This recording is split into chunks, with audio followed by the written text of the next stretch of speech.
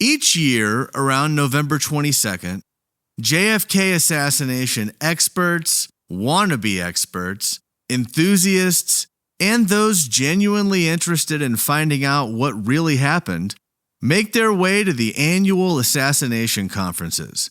In anniversary years that are a round number as measured from 1963, the attendance is even higher than normal.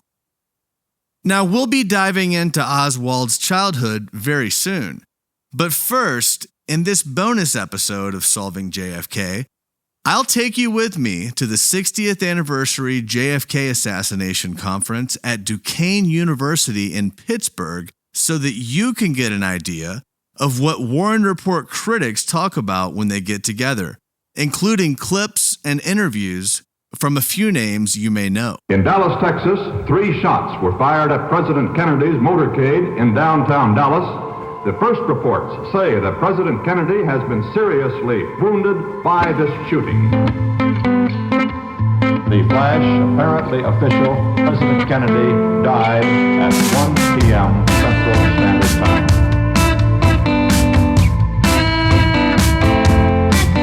I don't know what this is all about. Dallas police this morning resumed custody the man they have formally charged with the assassination of President Kennedy. I'm just a patsy. The man is Lee Oswald. Was Oswald acting alone, or was he a member of a conspiracy? Commission answers, he acted alone. I'm working.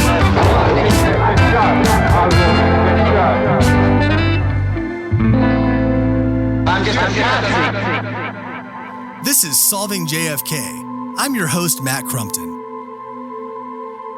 About this time last year, I decided that if I want to be a serious JFK assassination podcaster, then I have to go out and meet people who have been studying this case for far longer than I have. So I went to Dallas to see if I could pick up any new information at the conference there in 2022. I certainly learned from the presentations over those next few days, but the best part was meeting other JFK assassination truth seekers. In the lobby on that first night in Dallas, I ended up meeting author and Oliver Stone collaborator James DiEugenio and 2 other guys, Paul Blow, a professor from Quebec, and Mark Adamczyk, an attorney from Tampa. After having a few drinks, visiting Dealey Plaza, and grabbing lunch at a nearby diner, we started talking, and it ended up leading to us writing a book that recently came out, which I'll be discussing soon in a bonus episode to come. After such a great experience in Dallas last year, I was really looking forward to the 60th Anniversary Conference hosted by the Cyril Wecht Institute of Science and Law at Duquesne University in Pittsburgh.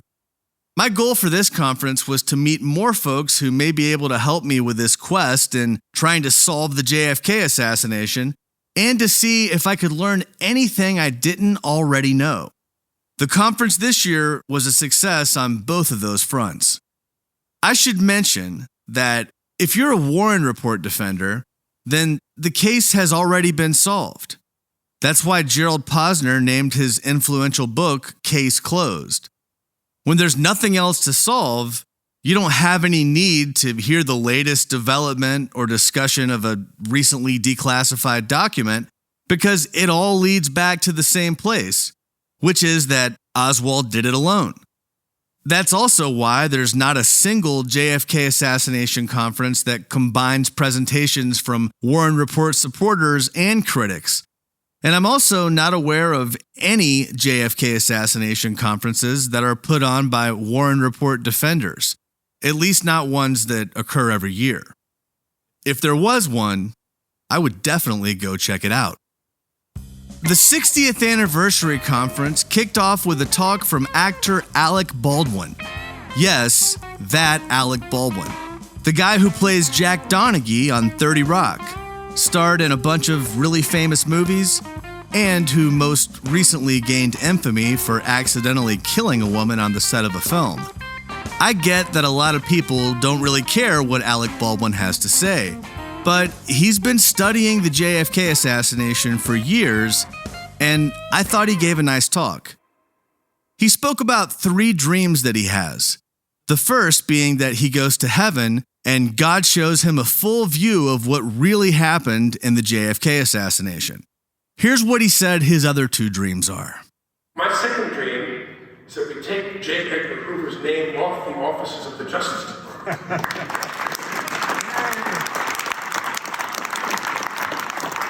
He is a disgrace to everything I believe in. Third is that we continue to build our case, page by page, file by file, box by box, knowing that the truth is somewhere in there. We only need to keep digging. There were dozens of presentations over the next few days, and while I don't have time to share the details of every single one of them, here's a quick list of the highlights. Dr. Josiah Thompson and Dr. Gary Aguilar presented their theory about a second headshot that came from the school book depository after the first headshot had already come from the grassy knoll. Dr. Thompson also covered the blood splatter pattern on the officers that were behind and to the left of the presidential limo. Former Secret Service agent Paul Landis gave a talk with Dr. Cyril Wecht about his recently announced recollection of finding a bullet that looked like CE-399 in the back seat behind President Kennedy. We spoke about Landis in depth last episode. Former head of military records at the Assassination Records Review Board, Doug Horne, laid out his theory of the timeline for multiple surgeries on President Kennedy's brain. I attended a panel presented by Dr. David Mantic about how the Zapruder film must have been altered. I also attended a panel by Robert Groden, the man who originally showed the film on Geraldo with Dick Gregory, who says that the Zapruder film is definitely not altered. I was able to get in a question via Zoom to acclaimed director Rob Reiner. This guy was behind classic films like The Princess Bride, A Few Good Men, and Spinal Tap, just to name a few. Reiner just launched a new 10-episode podcast with Soledad O'Brien called Who Killed JFK? Here's what I asked him. As everyone knows, this is a very complex case with lots of rabbit holes to go down. Could you just speak a little bit about your approach to figuring out what to include and what to leave out in constructing a narrative for people who may not be as familiar with everything as the folks in this room? Thank you. That's a great question. That is a great question because there are a lot of rabbit holes to go down. And I've gone down virtually every one of them. But I wanted to tell the story in a way that experts like yourselves and people who have been following it closely will say, yes, that makes sense, and you're not being insulted by what we tell you. But I also wanted to tell the story in a way that people who didn't know anything about it could see how this worked and see how all these pieces came together. For most people, when a revelation comes forward, they look at it in isolation, and they don't think of it in terms of how it fits together in the overall picture. What we try to do with the podcast is take those revelations that are revealed. The revelation of George Joannides being the gatekeeper to the House Select Committee and him being overseeing the program that developed assets like Oswald. That's something that in and of itself, if that's all you heard, you wouldn't necessarily put it together. We have Paul Landis come on, who found the magic bullet, the single bullet that was in the back seat turns out it was in the back seat of the car. We talk about that. What we try to do is put it all together, tell it in a way that's digestible, but isn't an insult to the people that are sitting in that room, in the room that you guys are in. I also went to a talk from Dr. John Newman, a professor at James Madison University, former military intelligence officer, and former assistant to the director of the National Security Agency. He spoke about Oswald's links to the CIA and the actions taken by CIA and FBI officials that suggest that Oswald was linked to intelligence. Jefferson Morley, a former Washington Post reporter, who was one of the first mainstream reporters to cover the declassified records releases, shared what he learned in 30 years of covering Oswald and the CIA.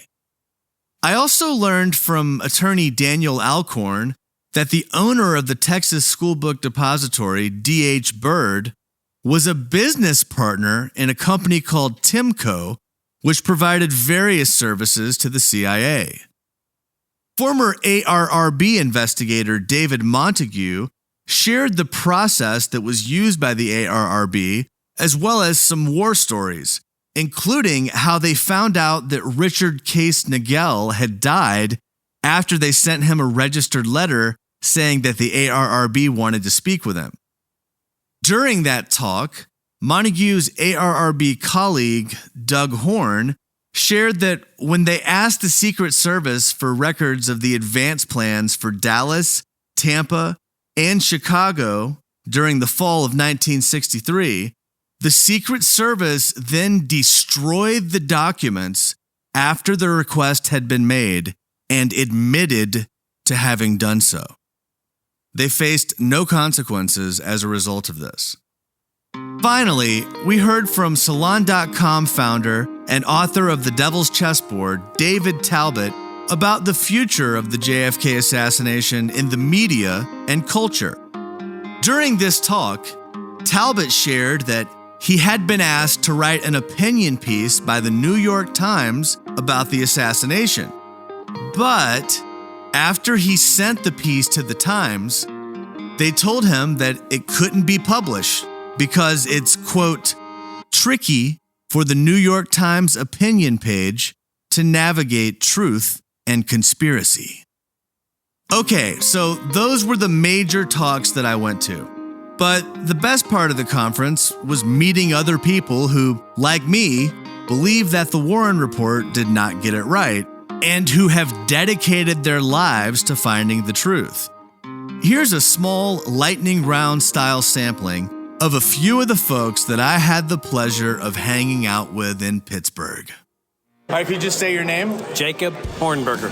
And how long have you been studying the JFK assassination? Since Oliver Stone's movie, JFK, in around 1991. Right on. Was that what got you interested in it? That was what got me interested. I went to that movie never even having heard of anything that anybody was questioning the official story, and I had not read anything about the controversy, so I walked into the movie thinking I was going to just see a regular biography of John Kennedy, because I had campaigned for Kennedy when I was in the 5th grade. And I walked out of that movie just blown away what his thesis was. Yeah.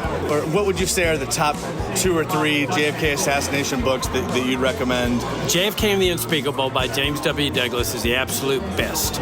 That's if nobody's familiar with, or if a person's not familiar with what's going on in this area, that's the book to read. The very best book is the watershed book, I consider a watershed book, called Inside the Assassination Records Review Board by Douglas Horne, who served on the staff of the Assassination Records Review Board in the 1990s. That's a difficult read, but to me, it's the watershed book. And I would also recommend my book, 2 books, The Kennedy Autopsy, which is really an easy-to-read synopsis of Doug Horne's 5-volume book, and also my book, An Encounter with Evil, the Abraham Zapruder story, which talks about the CIA's role in the cover-up of the assassination.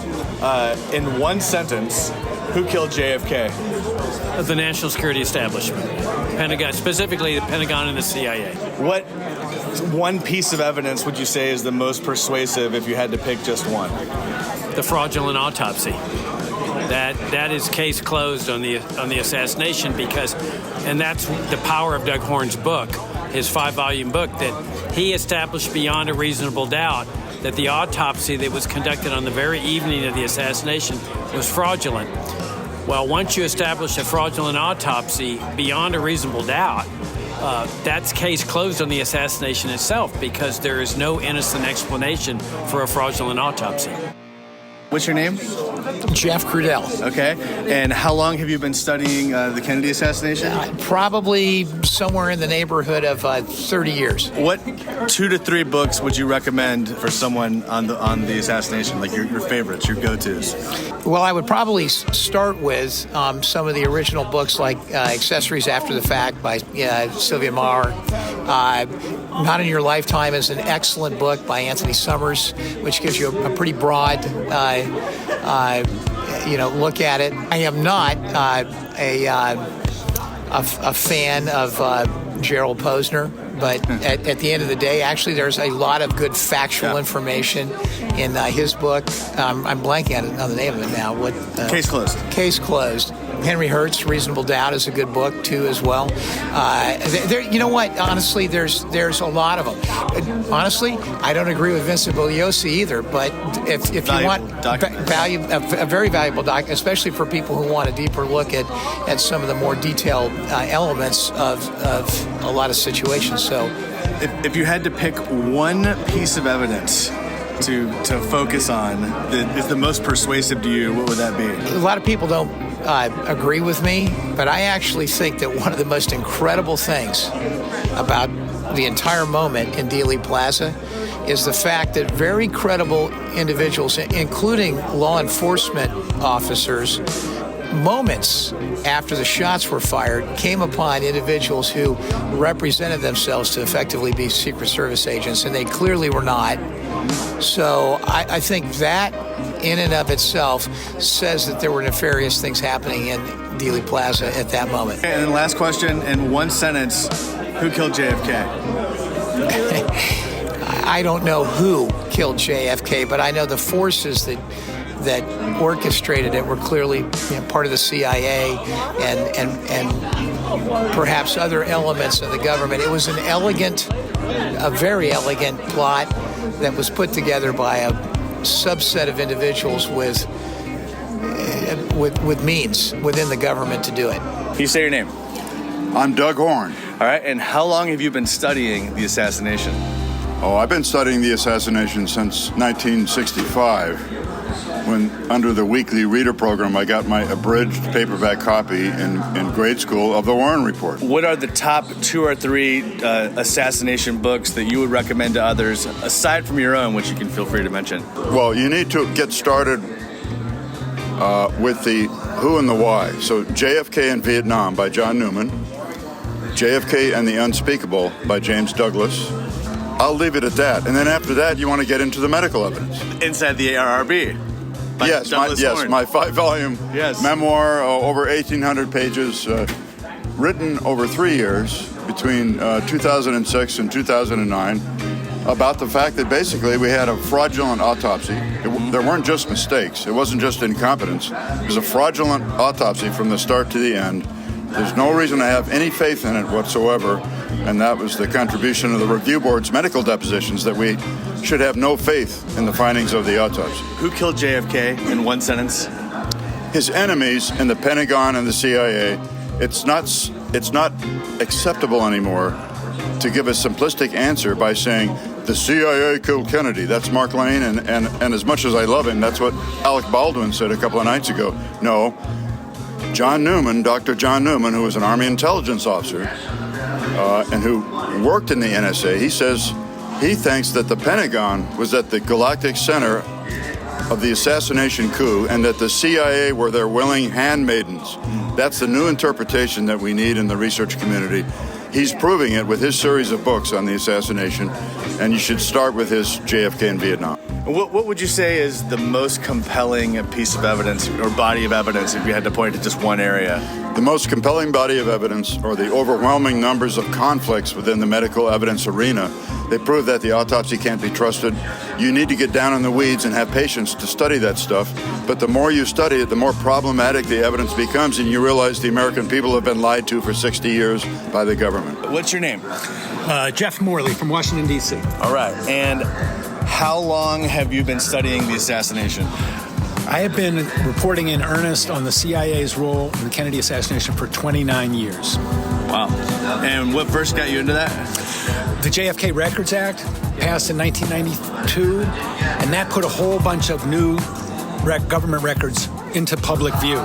Before that, I felt like I didn't have anything to add to the JFK story.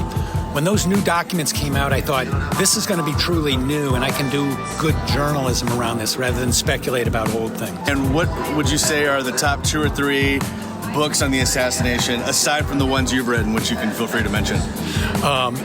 So my book, Our Man in Mexico, tells one key part of the story, what the surveillance of Oswald was like in Mexico City. I really like Jim Douglas's book, JFK and the Unspeakable, for the kind of the larger Cold War context. I really like a book that was written by Ernest Titovitz, a friend of Oswald in the Soviet Union, who writes a memoir of his friendship with Oswald. And it's a very interesting perspective on, the accused assassin, on the patsy. So I like that. And then similarly, Lee Harvey Oswald, as I knew him, is the story of what George de Morenschildt's friendship with Lee Harvey Oswald. Morenschild's book. And that is a very interesting book, too. So a little bit, not books about what happened in Dealey Plaza, but I think that are really illuminating about the story. Who killed JFK in one sentence? The president was killed by enemies in his own government, but who can't be identified individually. And what piece of evidence would you say is the most persuasive, or body of evidence, if you had to pick one? I think the pre-assassination Oswald file, when you really understand that, you understand this guy was under surveillance for 4 years and was being used constantly for intelligence purposes. That's really key to understanding what happened on November 22nd. Can you just say your name? My name's Josiah Thompson. When did you first start on the case? What year? I went to the funeral. Very beginning. Top 3 books. What do you mean? Top 3 books in the assassination. Oh, I'm not going to do that. Okay. Who killed Kennedy in one I don't know. sentence? I don't know. I just don't know. All right. Sometimes you do, sometimes you don't. Most compelling piece of evidence to you? I think the evidence that the impact debris from Kennedy's head went at great speed to the left rear. It shows where the shot came from. It was a knoll. I appreciate it. That's it. Well, you summarized it good. Yeah, very straight to the point. Next time on Solving JFK, we'll start to answer the question of who was Lee Harvey Oswald really by going back to the beginning. What was Oswald like as a kid? Where did he live? And what can we learn from his school records? If you heard anything on this episode that lacks context or you think is incorrect, please let us know. You can email solvingjfkpodcast@gmail.com. Please provide a citation and we'll consider it for a future rebuttal episode. In Dallas, Texas, 3 shots were fired at President Kennedy's motorcade in downtown Dallas. The flash, apparently official. President Kennedy died at 1 p.m. Central Standard Time. Thanks for listening. Visit solvingjfkpodcast.com for more information. I'm just